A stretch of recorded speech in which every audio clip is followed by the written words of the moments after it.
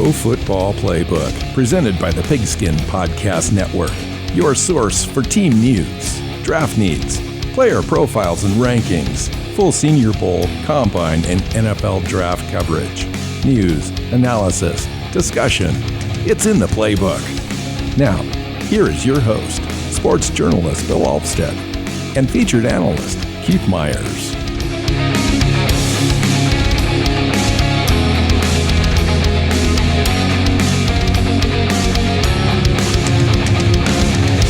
Hey everyone, welcome into the Pro Football Playbook Podcast. We're live streaming tonight.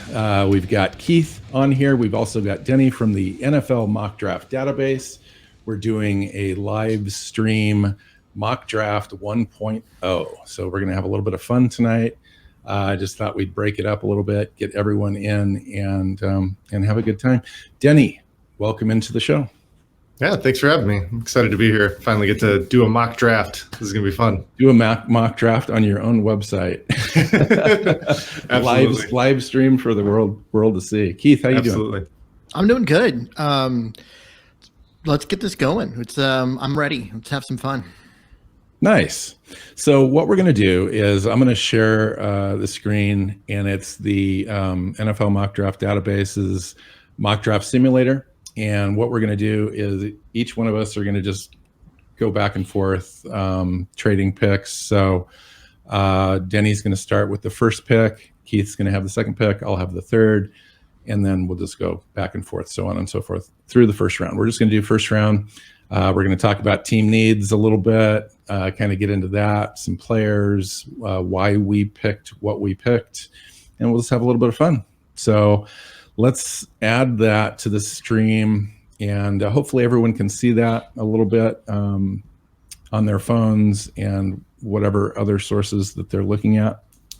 And so let's just get started. Denny, you're on the clock. All right. So I think with the Jaguars, we're talking about basically three players here. Aiden Hutchinson from Michigan, Kayvon Thibodeaux from Oregon, and Evan Neal from Alabama. And so based on the current roster and the current team needs, you look at edge, you have Josh Allen and Chase on and Jordan Smith. Offensive tackle, they have Juwan Taylor and Walker Little, who just got drafted, and their top guy, Cam Robinson, is a free agent. And so you kind of like weigh these options. You're like, do I go for that edge rusher, or do I take that top tackle? Right now, the consensus and all the mock drafts is Aiden Hutchinson going here. So I'm kind of torn on which direction to go, and so I'm interested to see, because once I set this pick, it's going to kind of determine the rest of the draft. I really, really want to take Neal. Kind of feel like maybe they're going to re-sign Cam Robinson, but I think I'm going to go for it. I think I'm going to take Evan Neal, offensive tackle, Alabama. Wow. I think that's a great selection, actually. That is an interesting way to go about that first pick, and I've often thought about it myself. And in fact, Keith and I did a show just a little while ago where we talked about offensive tackles, and we kind of talked about this scenario that Evan Neal might be the best player in the draft. And when you take a look at the needs there right at the top, he does fit the bill. That's a great pick. And like you said, it kind of slots then the rest of the draft after that. It'll be very interesting to see how that actually unfolds. And that'd be kind of crazy. Yeah. So what do you think? Well, I mean, you've got, you got Trevor Lawrence there, and getting him honestly, I think he's the best offensive tackle prospect we've had in a few years, and having him come in to join Trevor Lawrence on that offense, I think can only benefit, your franchise quarterback that you just drafted. So I think it's a great pick. It also screws up what I was going to do for the Lions. I thought for sure you were going to go with one of the defensive ends, and so I was sitting here thinking, all right, Evan Neal to the Lions, but no. And since that is not an option, I'm going to go with Kayvon Thibodeaux out of Oregon. I know that Aiden Hutchinson is kind of viewed the consensus as being slightly higher, but having watched and studied both of them, Thibodeau has the ability to just take over games in ways that few players do, where it doesn't matter who else is on the field with him. He tends to dominate. And I think he's got a little bit of a higher ceiling. So I'm going to go with Thibodeau at number 2. Wow. Yeah, he's definitely a supreme pass rusher. He's that long, balanced, explosive, athletic freak. Great impact on the Lions roster. I mean, that's a great pick. You can't go wrong. For the Texans, overall at number 3, I was hoping that Evan Neal would be gone at this point, because that would create a conundrum for those folks there, because they already have Laramie Tunzel to be their left tackle there, and they really need a pass rusher though. And so this kind of plays right into what the Texans need, and they were going to take one of the 2 premier guys at the top, and now they're taking Aiden Hutchinson. So Aiden Hutchinson's going to come off the board for the Texans at number 3. It makes a lot of sense. Absolutely. All right. Denny, you're back up. Okay. All right. So with the Jets they're a fun team. An option, Evan Neal would have been an option here. They have Mekhi Becton, Morgan Moses, a free agent. They have George Fant. But corner is one of those positions that they have Bryce Hall and a bunch of nothing. So the consensus says Stingley. I'm also going to go best player available, and I'm going to go Stingley as well. It just makes too much sense for the Jets at this position to take the top corner. Yeah, good pick. Yeah, that to me feels really obvious. So obvious it probably won't happen. How do you guys feel about Stingley and the injury concerns? Because that is going to have an impact on this pick at this point in the draft. At this point, I don't have a lot of injury concerns in my notes for anyone, because I'm kind of waiting for reports about medicals and stuff at the combine, and just to get a better idea of some of that. I don't really feel like I know enough about anyone in terms of injury stuff. So I'm kind of have been leaving that out for the time being. I would say that the mock draft community as well probably feels the same way. It's like, let's just wait and see. And if stuff comes back, especially late in the draft, a lot of these guys that are, superstar level guys, and then all of a sudden they go to the combine, injury reports start coming in, they'll start to drop. And you'll see it in the mock drafts as well. So that could potentially happen. All right, Keith. Okay, so the Giants are in an interesting spot here, because they've got 2 picks out of the next 4. They need help in a lot of different places, but I am thinking that for them, going with Kyle Hamilton, the safety out of Notre Dame, is probably the safer of the 2 options that I feel like that they have. The other one being offensive tackle, but with there being 2 offensive tackles I like for them available, and only the next 2 picks, unless the 2 of you each take the offensive tackle off the board, I think they're going to be safe enough to get one of them, and getting a playmaking safety like Hamilton is it's just something that they can't do without at this point. So that's where I'm headed with them. Kyle Hamilton to the New York Giants. That's a great pick. Kyle Hamilton's probably one of my, if not the favorite pick for me in this draft. Just an athletic freak, a guy who's just a playmaker, instinctual, all over the field, Jamal Adams on steroids type of player. Like, he's going to have a tremendous impact on any roster that he joins. Defensively, he's immediately probably going to be the best defensive player on the field, for the Giants. The New York Jets. So the second pick, with 1 pick in between, you gave them Stingley at cornerback, and I think that they need some interior offensive line help. Keith, you'd mentioned the tackle as well situation for them, and I think that's the direction that I'm going to go for the Jets. and Akim Iquanu fits the bill there. They've already got Mika Becton over there on the left side. They've also got Vera Tucker at left guard, and they need a little bit of help on the other side. And so Iquanu provides either a right tackle situation or a right guard situation for them. He's played both. He can do both at a high level, and so that's the pick. Yeah, they're in a position where I wouldn't be surprised to see at 6 them trade down a few spots and go after Tyler Linderbaum, the center out of Iowa, just because I think that fills a really big need for them. But you're not going to take a center at 6, so. I agree with that strategy, by the way, Keith.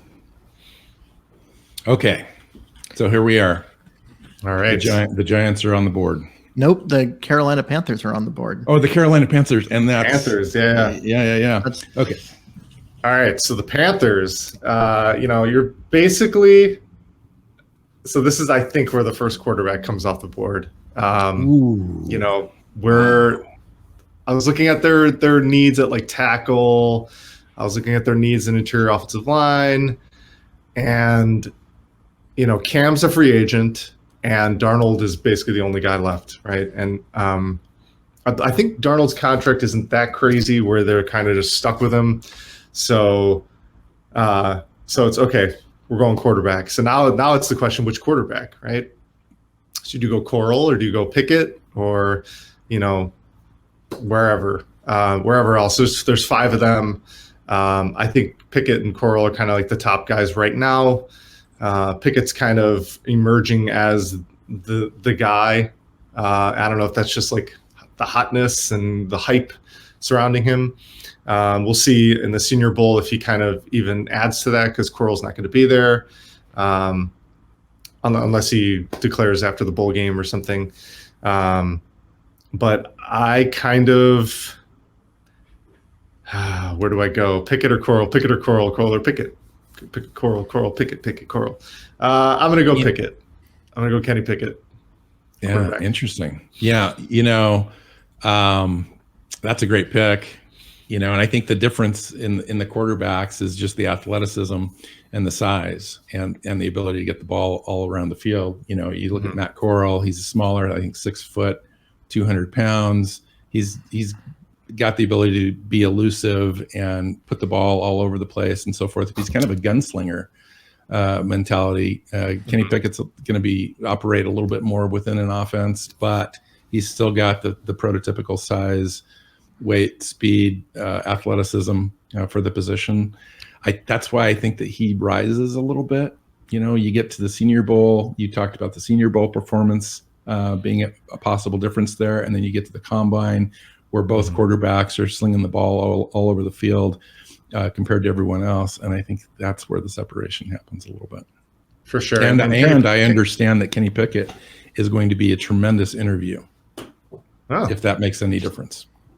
Interesting. Yeah, and he also is the consensus, so I'm kind of, when in doubt, defer to the consensus.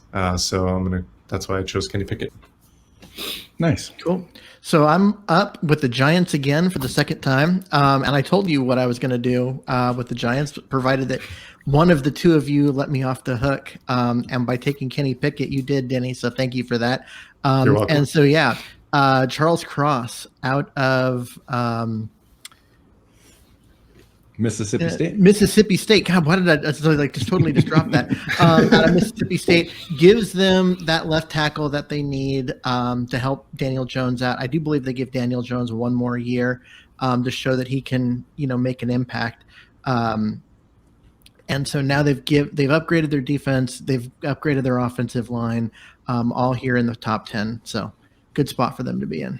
Yeah, so there's a little review right there. So Evan Neal at the top, and then Thibodeau, Hutchinson, Stingley, Hamilton, Iquanu, Pickett, and now Cross. The draft has kind of fallen, pretty good as far as team need versus player available and so forth. If there was going to be a trade, you mentioned one a little bit of a trade there with the Jets. Mm-hmm. But everyone else kind of fit. Now this is Washington's pick. And Denny, this is where Washington is going to take one of those two quarterbacks, I think. They were definitely going to be in the market for the quarterback. They probably are. It sounds to me like they're more inclined to be on the Pickett bandwagon, but I think that they're going to be happy with the remaining quarterback on the board at this point. And I'm trying to find him there. There he is. Matt Corral from Ole Miss is the pick at Washington at number 9. See, this is actually where I was expecting the Jets to move down to, thinking that Washington would move up ahead of Carolina in order to get Pickett and know that they could get their guy, rather than the leftover of getting Corral. I agree. And so, yeah, that was really where when I said that trade, that was the spot in order to let them get Pickett, and then Corral would then fall to Carolina.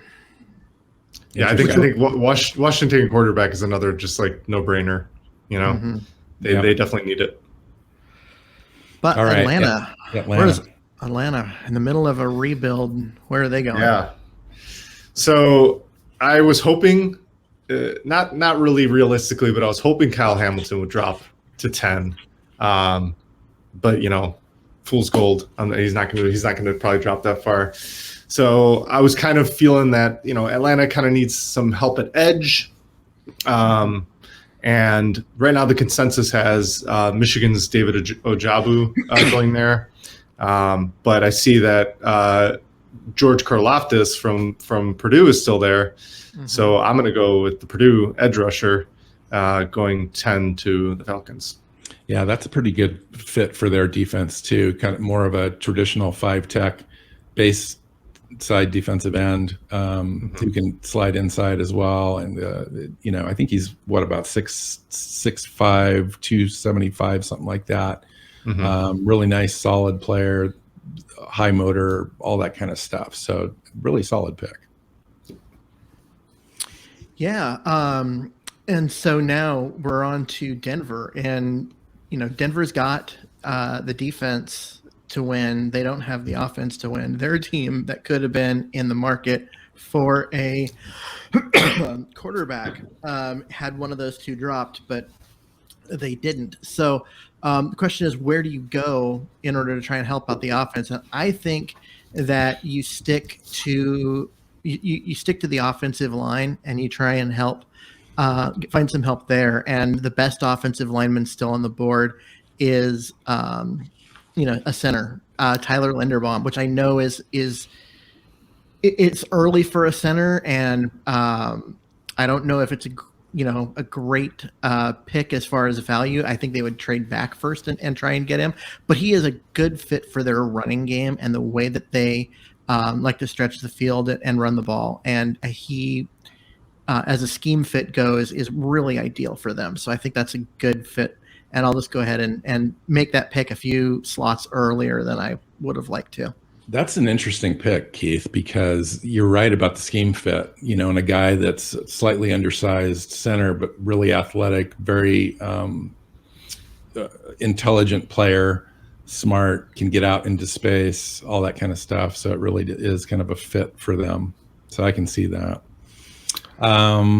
Vikings at 12. This is interesting. They need some help at corner. They need some help at edge and linebacker. If you're wondering about Cousins and so forth, you might take a look at a quarterback this season. The way that Kirk Cousins restructured a contract this last year to help facilitate a couple of moves that they did, his cap hit in 2022 is $45 million. But it is a kind of a one-year deal that could be restructured for a team. So there is an opportunity for a team to trade for him this offseason, depending on the demand on the quarterback market. And we're going to see, I think, free agency kind of play out in a few interesting ways with quarterbacks this season and possible trade type stuff going on. So we'll see how that goes. So they may need a quarterback in this draft, but not at this point in the draft. I think they would want to trade back a little bit. So I see them probably either going corner or edge at this point. But then you've got DeMarvin Leal sitting there, one of the best value picks, I think, in the draft at this point. Kind of a 3-tech monster, a game wrecker kind of a guy. And you can't go wrong building a defense with a guy like that. So my pick is DeMarvin Leal out of Texas A&M. Yeah, interesting. I was really thinking that you were going to say Malik Willis, interesting, the quarterback out of Liberty. Knowing that as far as ceiling goes, he's got a high ceiling, but he's also got a low floor. He's a guy that needs an opportunity. I don't think that would be an upgrade in Minnesota. Well, and he's a guy that's going to need development. Yes, and that's true. If you've got Cousins for one more year, you let him develop. And then you throw him out there a year from now. I think that it's a kind of a good situation for him, good situation for the team. It's also really early, I think, for Willis. Yeah. I don't even have. I honestly think Leal might be a pick for them at that point, but they're probably any Minnesota fans watching right now are probably screaming at me, hoping that I would have picked like Sauce Gardner out of Cincinnati for them at that spot. They really want a guy that can shut down press man coverage, and he would have been that guy, and so he could also have been that pick. Okay, the New Orleans Saints are on the board. Jenny. Saints. All right. So, I was looking at quarterback here, but I was looking at their contracts, and Jameis and Taysom Hill are both under contract for a while. Sean Payton's still the coach there.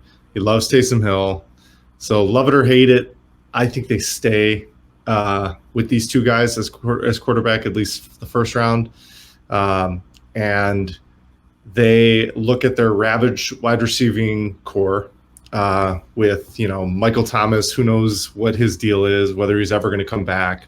They have Traquan Smith. They have Callaway. And then Kenny Stills is a free agent. Deontay Harris is a free agent. So they kind of just need another playmaker, right? Someone that can come in and maybe if Michael Thomas comes back, pair him up with Michael Thomas, or just kind of be the main guy. At this point, I think no wide receivers have been taken. So I think there's all the wide receivers available. But I'm gonna kind of. I was kind of debating between Garrett Wilson or Jameson Williams. I think why not just go for the top guy, and we're just going to take Garrett Wilson, Ohio State wide receiver. Nice, probably one of the best route runners in the draft as far as wide receivers go. Yeah.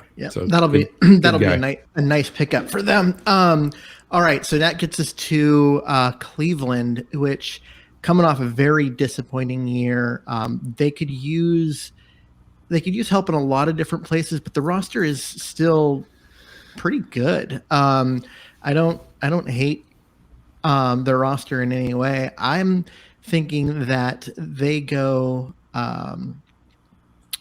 corner here, and looking at Andrew Booth Jr. as the scheme fit out of Clemson, I think that is a scheme fit for them. I know Ahmed Gardner's he might end up being viewed as the better player come draft time, but at least as of right now, I've got Andrew Booth Jr. as the better prospect of the two. So I'll select him for Cleveland, and they've got corners. He comes in as a guy who will be competing for playing time, but I think that you can never have enough pass rushers. You can never have enough cornerbacks in today's NFL. Yeah. Wow. All right. The Pittsburgh Steelers are on the clock, and I've got them selecting. This is an interesting spot for them because I think this might be a team that if they really fall in love with a quarterback in this draft, this could be a team that would move up and grab their guy. Since we're not doing any trades and we're sitting here and a couple of the top quarterbacks are off the board. There's really not a value quarterback. If you go look at the big board players remaining over on the right, you got Sam Howell sitting out there, Malik Willis, Carson Strong. And so if they love one of those guys, they may try to move back a little bit in the draft, pick up a player or pick up a pick, and then select one of these guys, in the back end of the first round. If they're going to sit here and they want to get the most out of the draft, they might look at best player available. And there's a lot of them. Kenyon Green sitting there in the interior offensive line at guard. I think the best guard in the draft is still on the board there. Devin Lloyd at linebacker. We mentioned Gardner.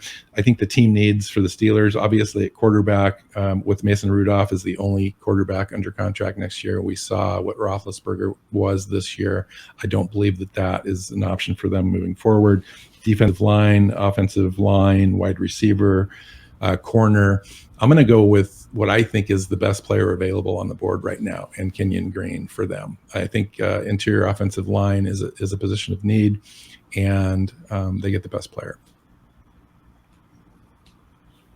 Very nice. All right, Chargers. Okay. So Chargers, I was kind of looking at two positions, really. I was looking at wide receiver to give another playmaker there, and the second option is D-line. And I see Jordan Davis just staring at me right there. Mm-hmm.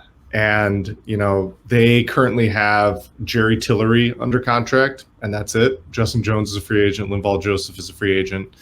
So kind of feels like it makes sense to slot in Jordan Davis there. One of the top defensive linemen. The anchor of that Georgia defense. Why not? So we're going to go Jordan Davis. Nice. So you decide not to give a brand new shiny weapon toy to their offense. There's you can find wide receivers in the second round. So I'm hoping you go in the second round. Yeah. All right. I was about to say the Oakland Raiders, the Las Vegas Raiders, Keith. Well, back to the Chargers. They have one of the worst run defenses in a very long time, not just this year, but like even in past years. So their ability to stop the run is abysmal. Getting them a big defensive tackle right in the middle of that line, that solves a lot more than a shiny weapon will for them. And similarly with the Raiders, this is a team that really has been underperforming lately. I think that they need help in a bunch of different places. So just looking at it and going, okay, what's the best player available for them? And I really like Ahmed Gardner, and I'm just going to be like, all right, it's a chance to get a shutdown corner on the outside, someone that can take away the best weapon on the opposing team. You got to go with it. So Gardner's the pick. Nice. Yeah, I think if he was remaining there, I would have possibly given him to the Ravens as well, just because he's one of my favorite players in the draft, and the Ravens are in the need for a corner. In addition, the Ravens need offensive line help. They need free safety help, a tight end, possibly another corner. So Kier Elam looks kind of interesting sitting there, but so does Treylon Burks, a big weapon that they just don't have in Baltimore right now. A guy in the mold of a DK Metcalf. This guy's got low 4.4 speed. He's 6'3", 225 pounds. He's as physical and imposing on the field as that sounds. Shields the ball really well, uses his speed, height, weight to his advantage. He's got a great wingspan. So that's the pick. They get a really nice weapon there in Baltimore. Very nice. Yeah, I was kind of looking at maybe wide receiver at 19 for the Eagles there. But I think it's a great pick for the Ravens. All right. So where are we at? For the Eagles. Yeah, we got two straight picks for the Eagles, and 3 in the next 5. Yeah, so for sure. Yeah. They're gonna get some talent here in a minute. Wow. Yeah, I don't, so I think the idea here is, right, they have 3 first-round picks. Do they jump up and go get someone, use these picks to go get it? But I wonder if they just stand pat and just get 3 first-round guys. Why not? Get the depth and everything. Looking at their roster, looking at who's under contract and, and everything, I feel like there's one glaring weakness, and that's linebacker. And luckily, Devin Lloyd has fallen to me at 19. Nice. I was kind of hoping that he would fall. Had he not fallen, I probably would have looked at quarterback or wide receiver. But I'm going to go Devin Lloyd, linebacker, Utah. Nice. Yeah, with all those picks, I think they're a candidate also to at least use one of those to drop back and pick up additional picks. I mean, they've got a loaded draft all the way through. But they have a real opportunity to remake their roster into a really nice, young, fresh roster going forward. They're not a bad team. They kind of exceeded expectations this year. They're going to kind of figure it out, I think, with Jalen Hurts for a little bit here. And maybe, that there is that opportunity in free agency as they are rumored to be one of those players that might get into it. They've got the picks. They've got the opportunity to pair those maybe with sending Jalen out to get a guy like Russell Wilson or Aaron Rodgers or somebody else there that we haven't put together out there that they can come in and propel them to the next level immediately rather than have to wait around for some of these guys to develop. So we'll see. Mm-hmm. All right, so at pick 20, again with the Eagles, you said you were thinking wide receiver at 19. I like that they went and got Lloyd. That's the right pick. So at 20, I do want them to. I still think they need to go wide receiver in order to give their offense kind of a boost. And I know that I'm just looking at here, and Jameson Williams is the consensus best wide receiver, but he's not the best wide receiver on my board, and that would be Drake London out of USC. I do think he has the higher ceiling, and so therefore I'm going with him to the Eagles there at 20. Nice. Yeah, I think that's a great pick. I like that pick, actually. What's funny is that at 19 and 20, the consensus pick for both those picks for the Eagles is corner. And there's been a big push in the mock drafts for the Eagles to take a cornerback. And after kind of doing some research and looking at it, I don't really see the huge need there. With Darius Slay, Avonte Maddox, Steven Nelson, and then they took a rookie 4th round pick last year. I mean, I feel like you could probably get a corner in the 2nd round or something, but to push for these 1st round guys, I just didn't see like that huge of a need for the Eagles there. And then, maybe they could take, if one of these top 5 guys falls to them at 23, maybe, but yeah. Interesting. All right, 21, Miami. Interesting roster. I always thought that Miami did a pretty decent job building a roster in the last few years, and then just have been underperforming. Tua Tagovailoa had an okay year. I don't know that they're necessarily in the mode to replace what they've got there, but they've just got a number of positions where they need some help. Center, running back, wide receiver, offensive tackle, edge, defensive line, corner, you name it. And that's why I think I go best player on the board available for them.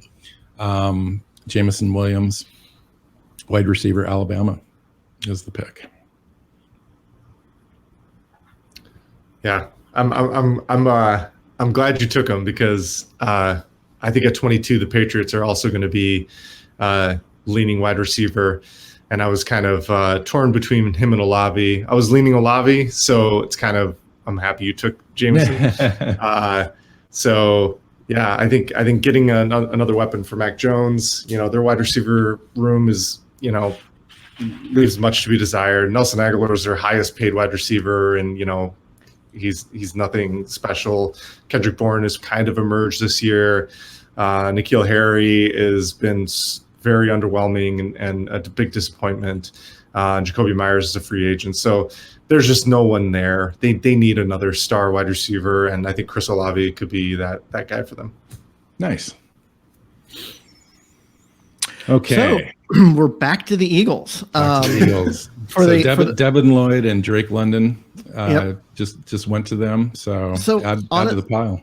So I'm looking at this, and I'm looking at the top two quarterbacks went early, and then we've been sitting here not doing quarterback. And this is a team that, they kind of like Jalen Hurts. He's played pretty well, but he's obviously limited. He's obviously not a guy that is,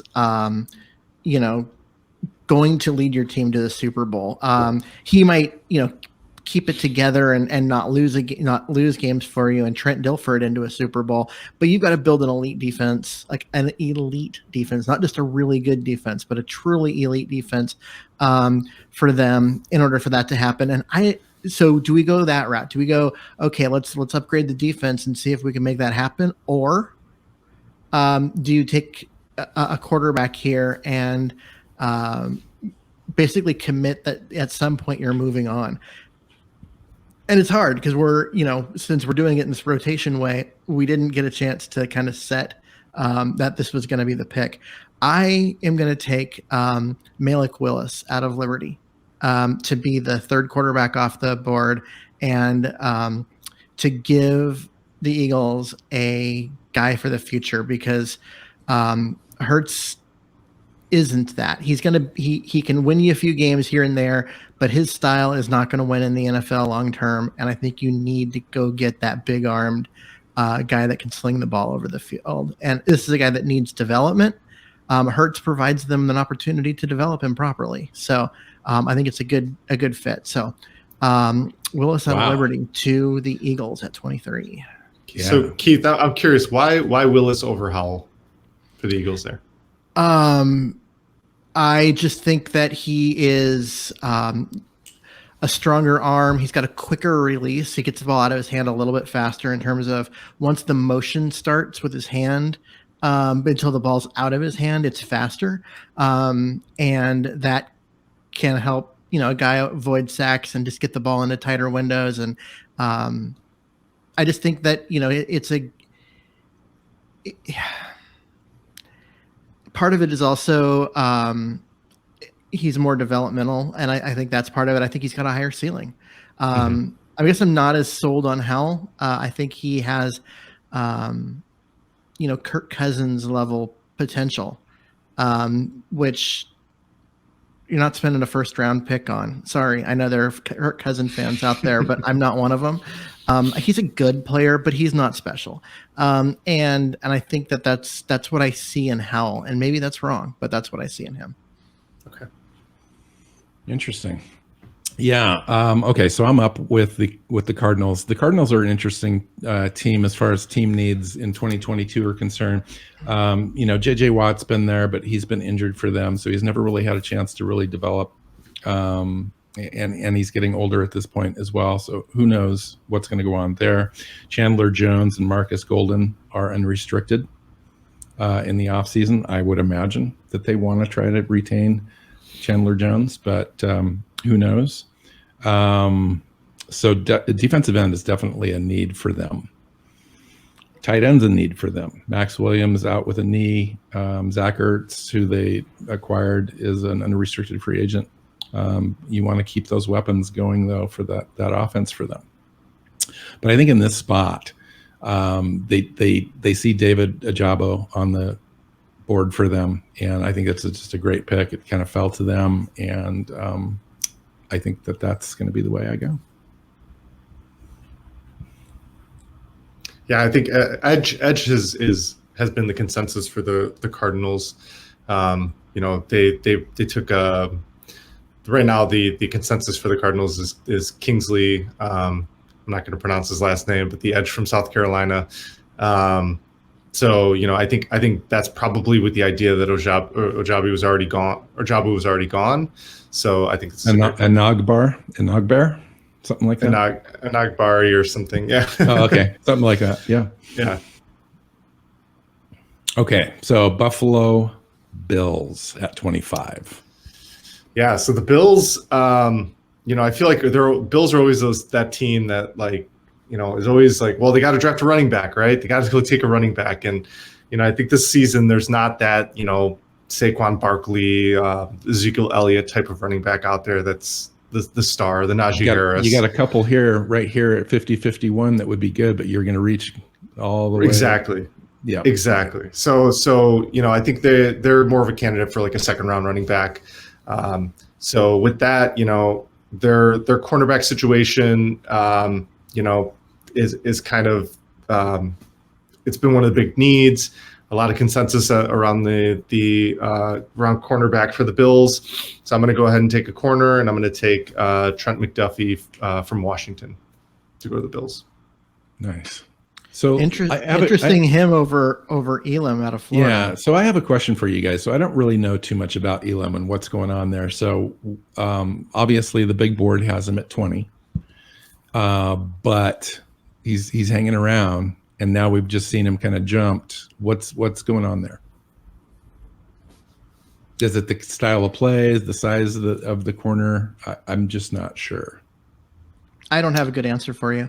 I just know that other people seem to be pretty high on him, and then there are people who are like not, that are. I've seen him listed in the 40s and like the high 40s, and so there's some definite question marks about him.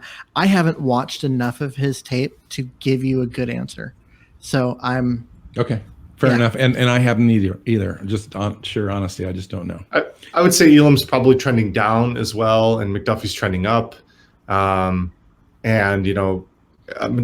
was kind of the consensus pick to the Bills anyways. And I kind of felt like, all right, Washington, a little bit more cold weather, Buffalo's cold weather, maybe they go that route. I think either route is going to be fine. If you're stuck in a problem where you're choosing between these two guys, you're in good shape. That's a good answer. Okay. All right. On to the Bengals. The Bengals are fun as a team.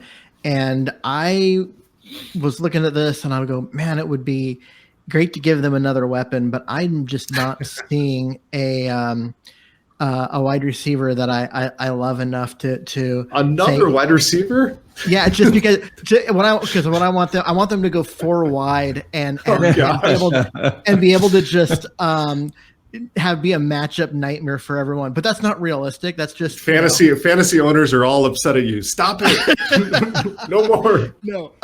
Okay. Anyways, jokes aside though, where they need help all is on defense. They could use some defensive help just to keep scores down, make it so that that offense doesn't have to just run up the score in order for them to get wins. And so I'm looking between Dean there at linebacker, or maybe Elam at corner.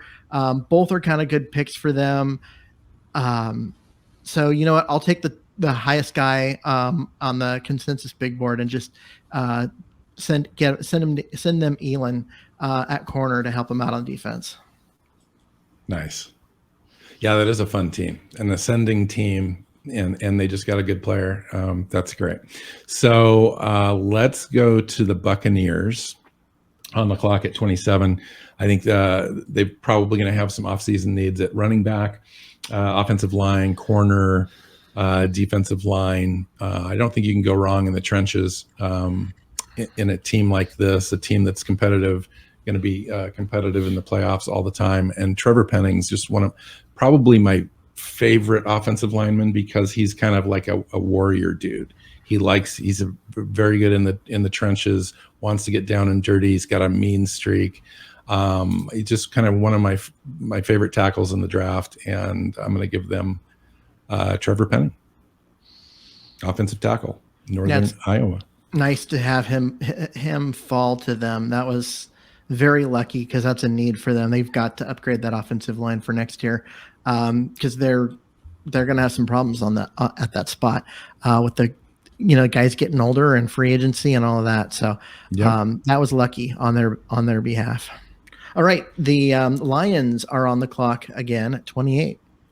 All right. So this is, I think, another spot where potentially your quarterback could come off the board, right? We have Sam Howell staring right at us.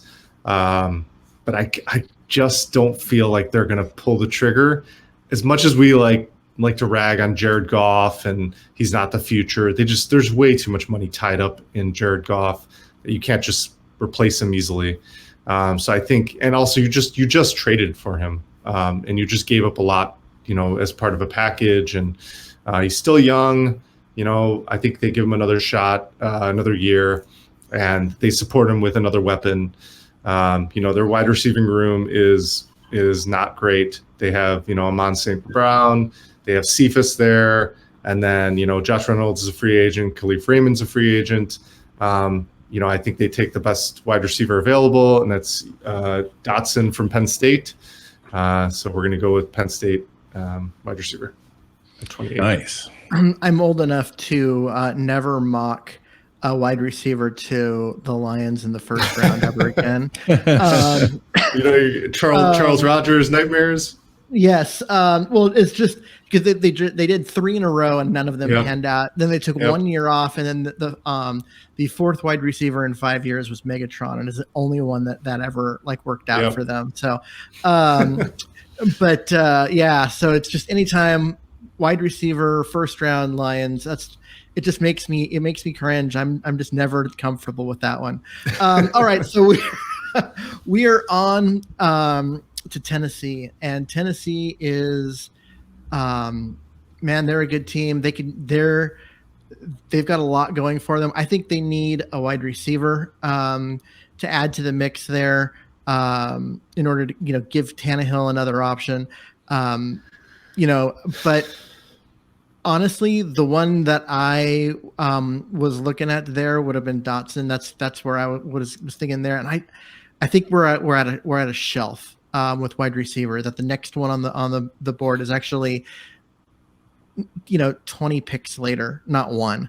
And so I'm going to back up from that, and I'm going to go, okay, let's go ahead and go onto the defensive side. And let's just go with Nakobe Dean, the linebacker out of Georgia. I mean, guy with a lot of speed and athleticism at that linebacker's position, even amongst athletic. It's an athletic position, and he is an athlete above those guys.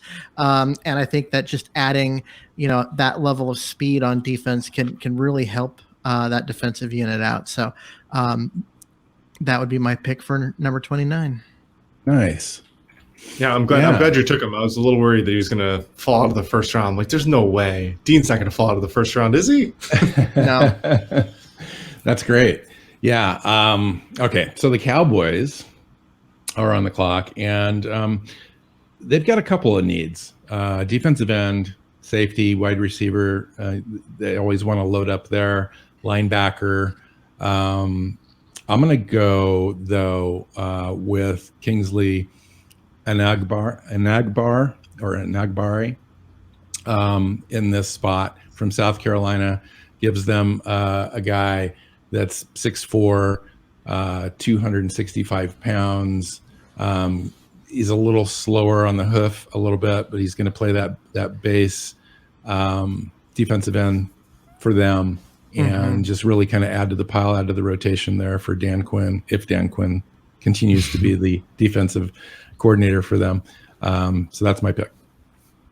Nice. Yeah, that defense just gets better, All right, Denny, you're up with the Kansas City Chiefs. All right. So we're looking at the Chiefs. We're basically looking at their secondary. It's between corner or safety. Matthews is a free agent. I think they'll probably re-sign him. So if they re-sign him, then safety is probably not going to be an issue. Corner is pretty light. They have Snead, and then everyone else is a free agent. So I think you kind of got to go corner here. And I'm thinking Roger McCreary, Auburn, corner. Pair him up, put him right in. Yeah. All right. Okay, put an exclamation on this thing, Keith. So getting to the Packers, and you get to the Packers, and you're like, okay, where are they going? What are they doing? If a wide receiver is sitting there that they like, that's where they're headed. They need to get some more weapons on offense, and I don't see them getting one. Just the way that everything fell, it just didn't work out for them. So, look at tight end, no. Look at running back, not really. So. I think at that point, you're just kind of out of luck trying to get them the weapon that they want, what they need. And so, what are you going to do? What are you with that? And so there are some other options as far as, how to make that team better. I think that they stay on offense and they just go offensive line. And the best offensive lineman still on the board is Darian Kennard. Offensive tackle out of Kentucky, and I think that be a good pick for them, especially with Bakhtiari getting hurt again this year. It gives them an opportunity to get young and get talented there, and have an opportunity where he can develop into, a guy that can take over and really, protect whoever their quarterback is going forward. Probably Rodgers, but maybe less. Yeah. Well, and the thing about Kennard is he can also play inside for you if he had to. He's kind of scheme diverse that way. He's just a monster, a mauler, already ready-made guy that can run block for you like nobody's business. Probably the best run blocker in the class so far that we've gone through. Yeah, and it makes sense. When the Packers played, I think it was on Christmas Day. They had the names up of the entire offensive line, right? And I'm like, who are these guys? I'm like, I don't know any of these players. It's just a bunch of backups playing. And you kind of tell that it was like when Rodgers went back to pass, like he would pass it immediately because he's like, yeah, I'm probably not gonna have a ton of time to really like go through my progressions. So that's why he would just chuck it right to the Adams.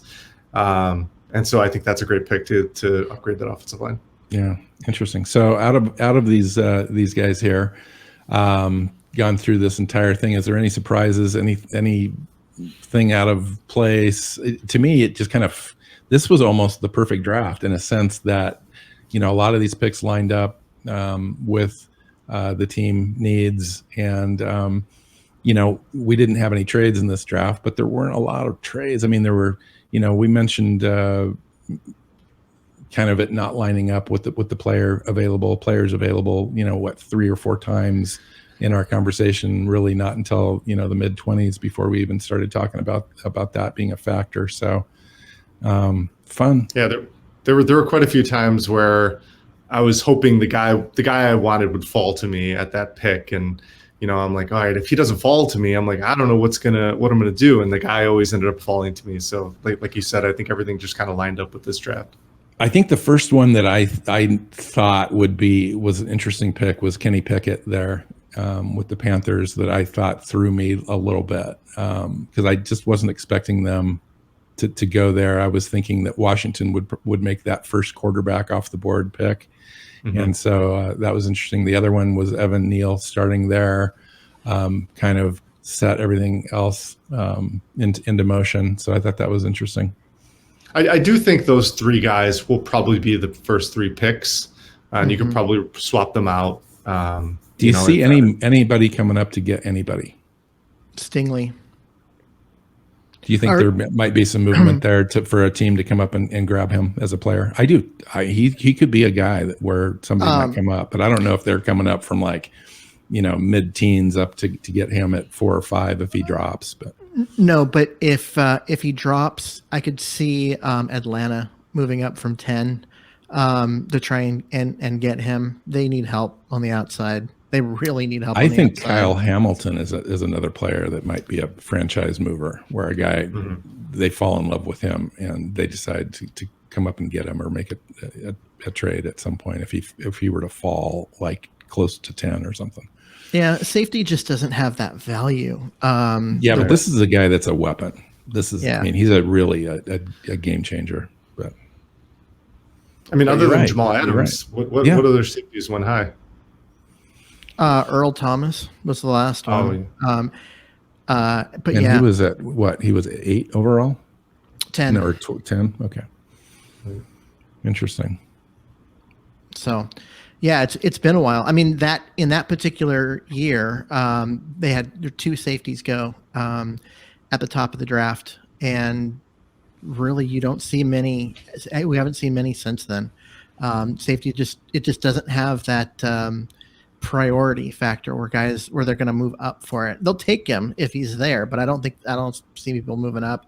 I could see a team, once the edges start going.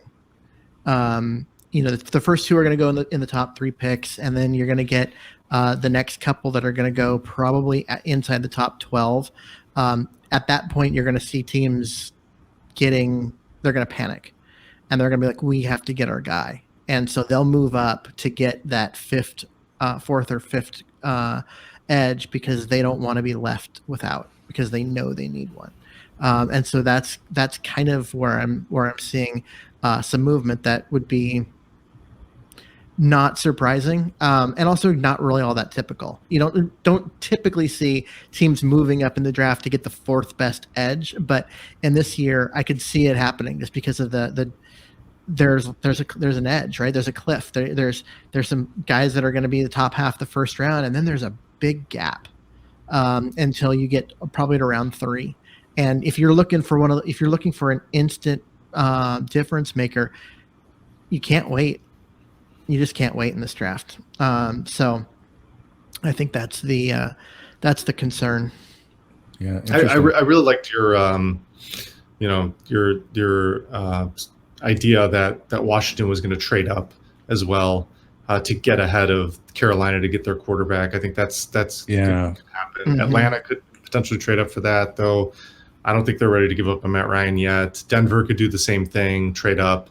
But we'll see. Now all of a sudden, it's funny. I follow a lot of Denver fans, I guess, that are all writers of mock drafts on Twitter, and it's funny watching the cycle of Drew Lock is a terrible quarterback. Now Drew Lock is good, and then Drew Lock is terrible. Drew Lock is good. So I think eventually they're gonna move on from Drew Lock and get their quarterback. Yeah, interesting. So I'm just kind of going through your website a little bit. I'm on the big board now, and I'm kind of past the first round guys. I was just looking for any guys that that came up. So Drake Jackson, I think is a guy that could move up after the combine. Mm-hmm. A guy that's just going to test like off the charts in that speed that he's got with that size. Somebody's going to fall in love with that player. And he could end up moving up into the first round. Jordan Battle is another guy, like a true strong safety, that would be interesting. Coming from Alabama, big school, surefire player. Trey McBride has separated himself as the top tight end over Whittemire from Texas A&M. There was a very large gap to start the season, and even into the season, I think. But now towards the tail end of the season, Trey has kind of taken over that top spot. So it'll be interesting. I think he's a Senior Bowl guy too, so it'll be interesting to see how he does there. Yeah, interesting. You like Sean Ryan? I do. I think the consensus board here has him way too low. I think it has him way. And Denny, your site's peaked him at 46. Yeah. So he's dropped 3 spots recently. But yeah, I mean, and that's as high. He started out, really low, and he worked his way up to 46 as far as the where big boards are ranking him, and dropping 3 spots at this point doesn't mean much. But, no. Right. I think after the combine, when he comes in and tests really well, you're going to see him continue to rise and get up into the 30s. Yeah. So off the top of your head, Denny, do you have any idea what your biggest riser and biggest faller right now would be? Like I'm looking at Josh Joby here. He's moved up 6 spots recently here. That's a good question. Let me see if I can visually. Oh, here's a Haskell Garrett's moved up 15 spots on the defensive line. but Which is fun. He's peaked at 9, but now he's sitting at 86. So that's interesting. He's kind of just going up and down pretty drastically. Interesting. Yeah, I mean, no one really of note has really like fallen a lot. I mean, over in the last week, Bailey Zapp, from Western Kentucky has fallen 24 spots. A lot of that is just that, I'll source a big board that they update their rankings, and then these players move pretty frequently. So I love this name, Smoke Monday. Smoke Monday, yeah. Smoke Monday. He was actually so Auburn, I think, had a big bowl game. Yes, I think a few days ago, and so there was a lot of people on the Smoke Monday page. There's a Jarrett Patterson, center, Notre Dame, moved up 79 spots. There, interesting. Yeah. Okay. Well, let's wrap this thing up. So I think we lost Keith. Keith is like, I'm done. I gotta get out of here. Done. So let's get out of here. You can follow Denny at NFL Mock Draft DB on Twitter. I am at Alvstad NFL. You can follow the show at PF_Playbook on Twitter. We've got our own website. You can follow us on your favorite podcast platform and YouTube channel. And then at the NFL Mock Draft Database also has a podcast page now for us, where you can go, and we've built in the player with the lists so that those will auto update all the time going forward. So until next time, we'll see you later. We'll have this posted by tomorrow as well. So take care, guys.